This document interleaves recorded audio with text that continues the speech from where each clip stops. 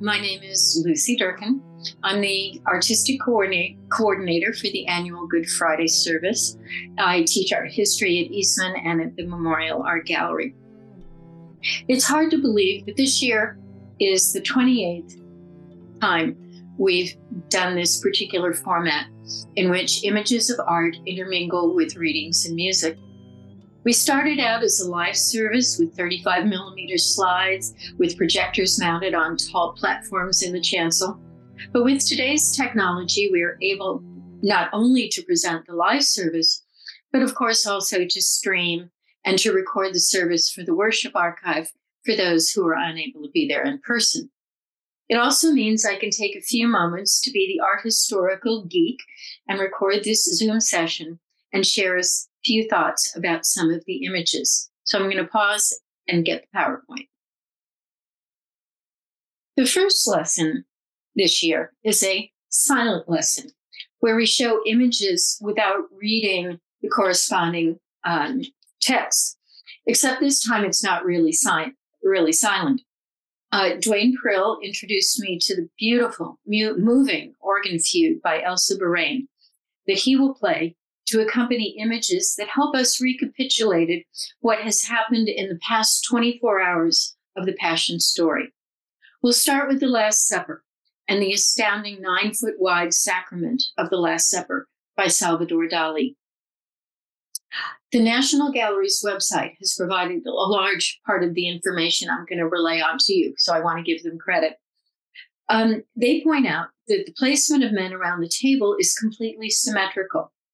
They're repeated in perfect mirror images on both sides of Christ. Notice also we don't see anyone's faces of the disciples. We don't know which one of these is Judas. There's nothing that tells us that. They're representations of something larger. Moreover, the entire picture is constructed according to complex mathematical ratios devised by both Renaissance scientists and ancient Greek philosophers. Dali explained his reliance upon this elaborate geometric patterning.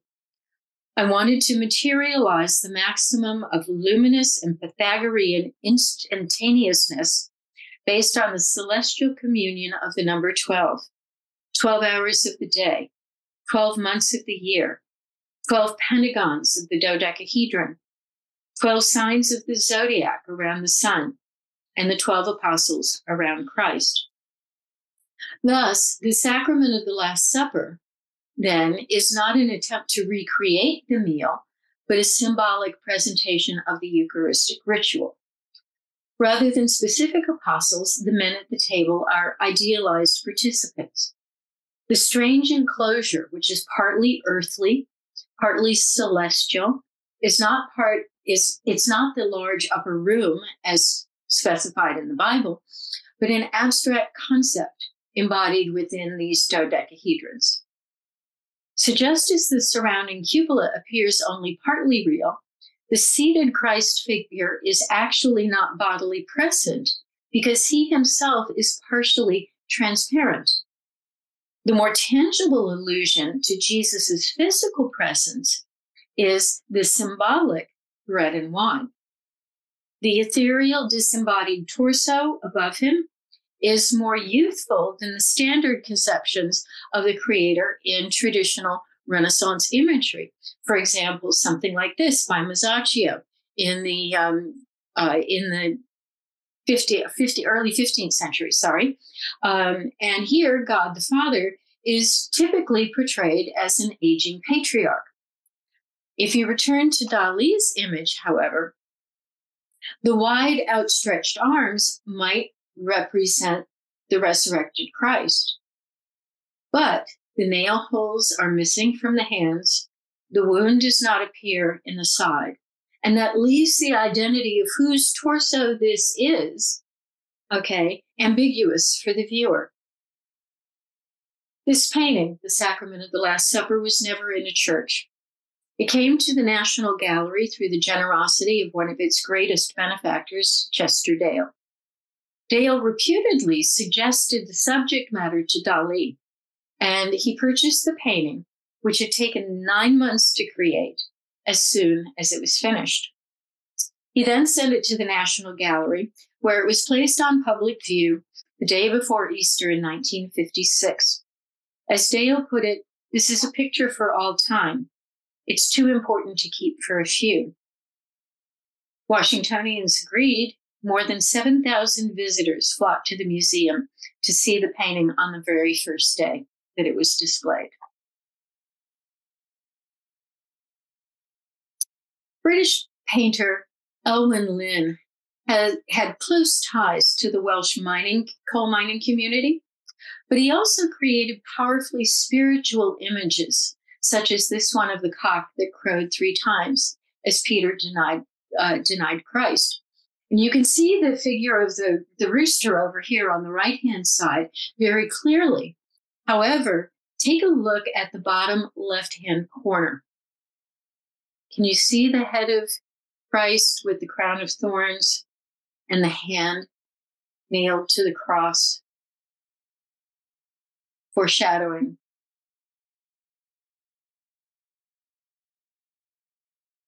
I was completely floored when I found out that this profoundly disquieting image was painted 113 years ago in 1910. The taut composition with the tightly compressed space emphasizes the almost excruciating psychological tension of the meeting between Christ and Pilate. Jesus, wearing the crown of thorns and with drops of blood on his face, appears to be discarding the rich robe. The reed scepter is mysteriously tied up in the ropes with which Jesus has been bound. Pilate lounges behind him, not looking at Jesus, but at the indistinct object in his fingers, which is perhaps a cigarette. An unseen servant approaches with the bowl for Pilate to wash his hands at the bottom left of the work. You can see his hand just coming in. This work is in the collection of the Lviv National Gallery in Ukraine. We can only hope that the works in the museum have miraculously survived the ongoing struggle.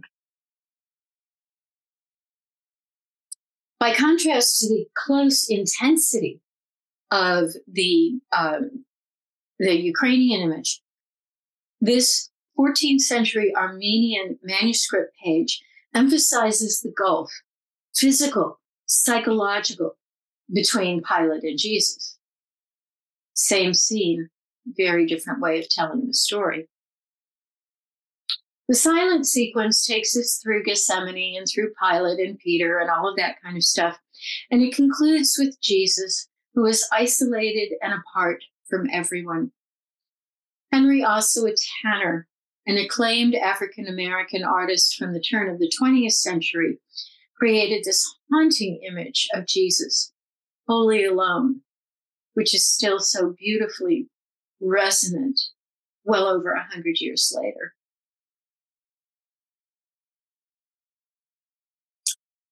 I want to introduce you to the theme of this year's service, which is a large and complex language of symbols, which is largely lost to us today. It's known as the Arma Christi, or the instruments of the Passion. Each symbol represents one of the episodes of Christ's Passion journey, and it came to symbolize the weapons used by God in Christ to defeat sin and the devil, thence Arma, arms of Christ. Each one also reminds us of many larger stories without needing words. Some of the works include only a few symbols, such as this one, where the sun and the moon represent the darkness that came over the land as Jesus was on the cross. And the cross is flanked by the sponge with vinegar and gall on the right, and on the left, the spear that was used to pierce Jesus' side. And beneath it all is the skull of Adam, who, according to legend, was buried on Golgotha. And therefore, the cross, the redemption, the sacrifice of Jesus is the redemption of the original sin committed by Adam and Eve. Other images are really complex, filled full with emblems of what Christ endured, such as Judas's betrayal, which is over here towards the right-hand side, and the cock that crowed when Peter denied Jesus. There's the rooster. Okay. This artist also added the implements of torture, the whips and the column to which Jesus was bound, the nail and hammers and pliers, the wounds on his hands and feet in the four roundels center around the pierced heart. Okay. And interwoven through it all in the green is the crown of thorns. Some of the images are beautifully formal, such as this elegantly illuminated musical score.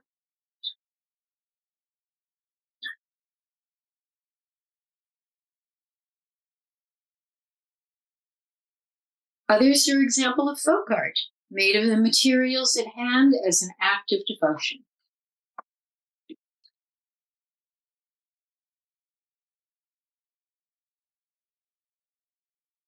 You'll never know where you will encounter them. This is a wayside cross in southern Germany, which was photographed in 2016. Not all of the images with the instruments of the Passion are crucifixion images. A large number, such as this Ukrainian image, center poignantly around the Christ child as a reminder that his fate was preordained even before his incarnation on earth. Perhaps not surprisingly, a number of references to the Passion and crucifixion appear in traditional Christmas carols, such as Lord of the Dance, I Wonder as I Wander, The Holly and the Ivy, and We Three Kings of Orient Are, to mention only a few. Many sing this wonderful lyrical "What Child Is This?" with only the first verse. They don't realize that the second verse concludes quite startlingly, "Nails, spears shall pierce him through. The cross be borne for me, for you. Hail, hail, the Word made flesh, the babe, the Son of Mary." Now that illustration up top makes complete sense because we not only have the nativity scene, but also underneath it, of course, in the circle are the crown of thorns and the whip and the three nails of the cross there on the left, to the left, and to the right, the spear and the sponge. As I say, there are tons and tons of these images that link the child Christ to the Passion.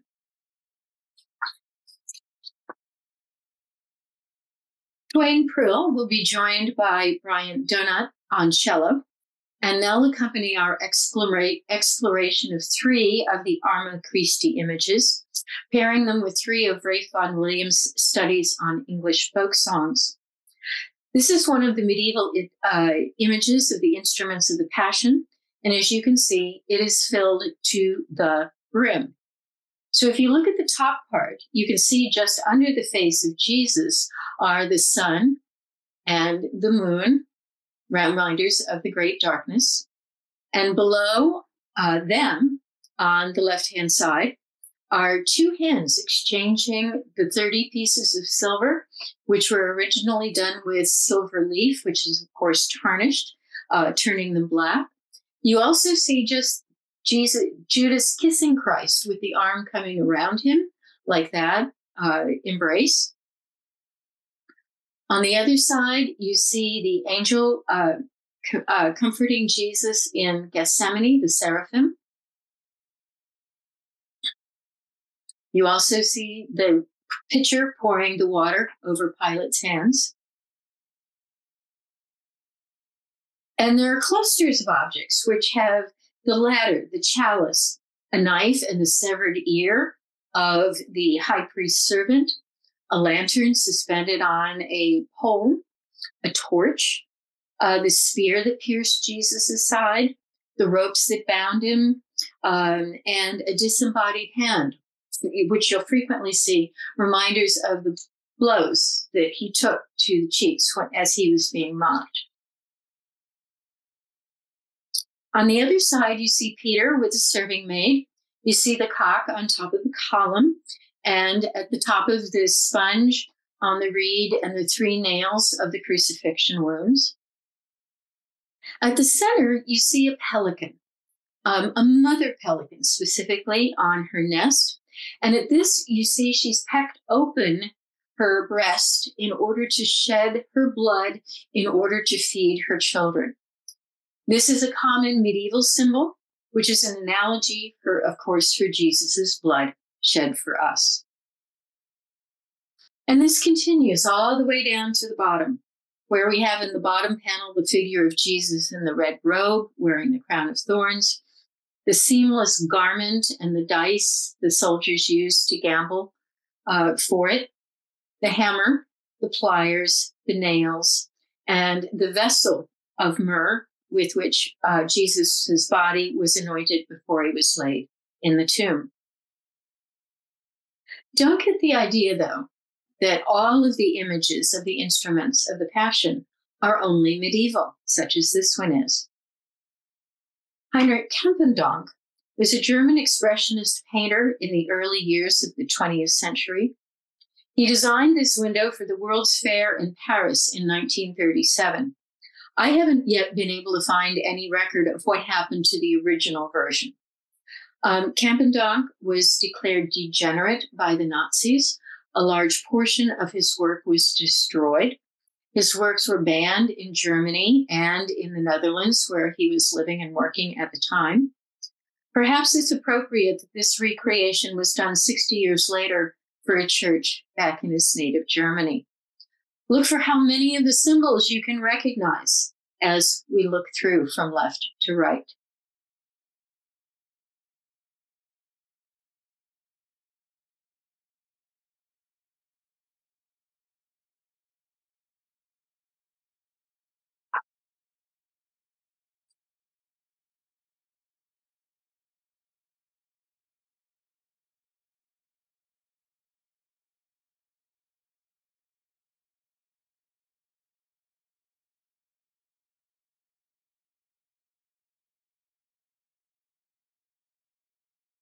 All eras, all media. This glorious 16th century tapestry is in the collection of the Cloisters, the medieval extension of the Metropolitan Museum in New York City. And this will be one that you have a chance to examine in some detail during the service itself. One of the wonderful things we came across this year is a poem. It's the earliest Christian poem in English. It dates to the 8th century and was written originally in Anglo-Saxon. It's a long poem, so we're including 2 excerpts.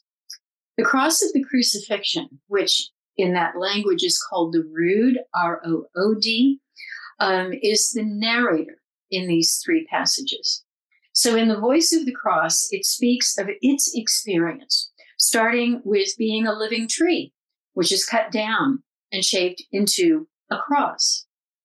This color aquatint by French artist Georges Rouault reminds us of the many unnamed participations in the crucifixion story.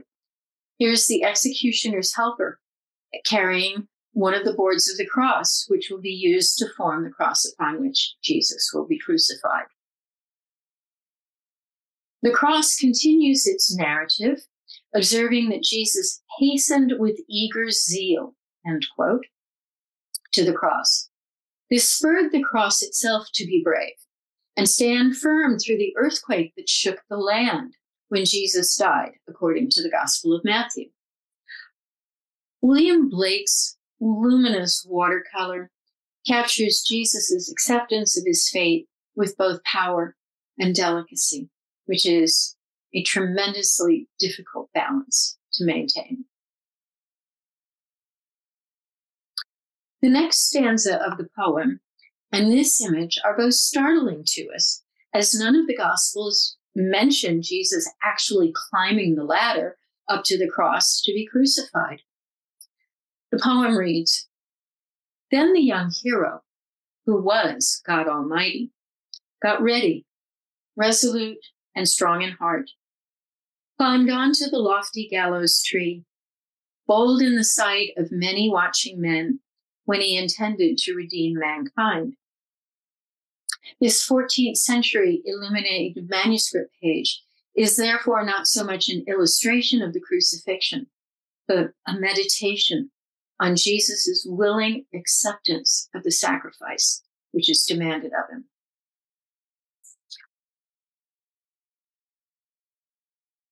There are too many images to comment on each one, so regretfully, I've chosen a few, which I think represent the diversity of the images and the rich Christian traditions, including the use of the symbols of the instruments of the Passion within many different cultures.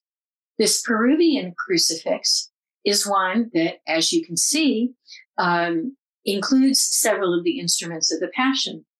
There are passages, though, which are not traditional, which are not part of any Arma Christi tradition with which I am familiar, but must have been familiar to the artist and his audience, particularly the animals that are down there at the base.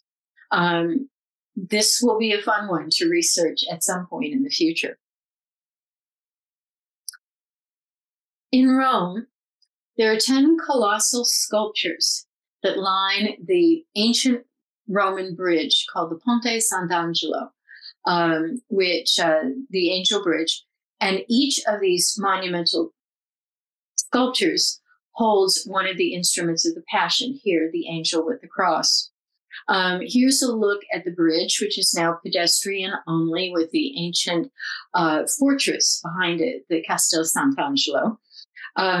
The angels on the bridge were designed by, the series was conceived by the Baroque master, Gian Lorenzo Bernini, who executed 2 of the sculptures shortly before he died. Those, thankfully, are safely housed indoors in a nearby church. The angels which actually line the pedestrian bridge today were carved by Bernini's assistants and associates based on Bernini's designs. This exquisite little crucifix was made by an unknown 19th century artist of the Yoruba people, who today inhabit portions of Nigeria, Benin, and Togo in Western Africa. The Yoruba have a vibrant history of bronze sculptures, which they've practiced since probably before the beginning of the 14th century. By the way, the figure suspending and cradling the cross from behind, again, is God the Father. African-American artist Romare Bearden made a number of watercolors in the late 1940s relating to biblical stories. In this one, he's mingled an almost cubist approach to space with its fragmentation with areas of opaque color, which is called gouache.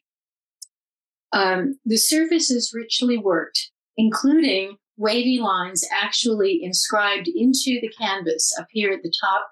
I don't know if you can see them. They're actually scratched into the surface of the paint, there where my cursor is moving up at the top right-hand edge.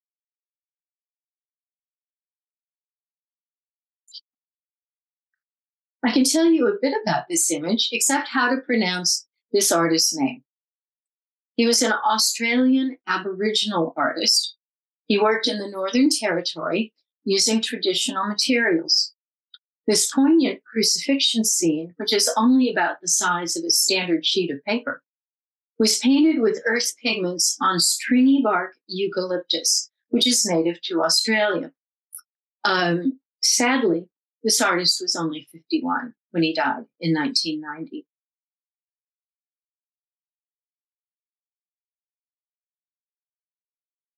This is a 20th century depiction of the Three Crosses by Jasmini Roy, which looks far more like traditional Hindu art, okay? And look at the poses of the figures, especially in the background, the bystanders and spectators to the crucifixion. And so marrying the Christian tradition with the traditional Hindu imagery. It stands in contrast to this image from 350 years earlier, which is far more traditionally European in style. And again, you have there the symbols of some of the elements of the instruments of the Passion, primarily the sun and the moon and the skull and bones down there at the very bottom of the cross. One of the pieces of music you'll hear is an exquisite short song by Samuel Barber, which will be sung by Asbury's soprano soloist Cipra Kolar, accompanied by Dwayne Prill on the piano. The text is delicate, yet intensely moving, and I've tried to have the images reflect that existing balance. I apologize that I'm not so tech savvy enough to be able to incorporate a recording of this into this chat, so I'm going to read the text. There are several lovely recordings of this song on YouTube. Carl recommends either one by Barbara Bonney, Bonney. Oh, sorry. Back. The title of the song is simply Crucifixion, and it's actually this image, this Mughal image, that opens it. And the text reads, "At the cry of the first bird, they began to crucify thee, O swan. Never shall lament cease because of that. It was like the parting of day from night. Ah, sore was the suffering borne by the body of Mary's son, but sorer still to him was the grief for which his sake came upon his mother."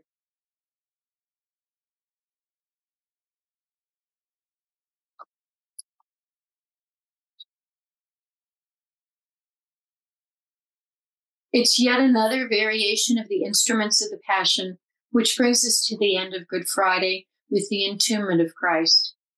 Here he's flanked by the Virgin Mary and St. John, and most of the symbols which you've already seen, including, look at the very top, there's the pelican with her bird.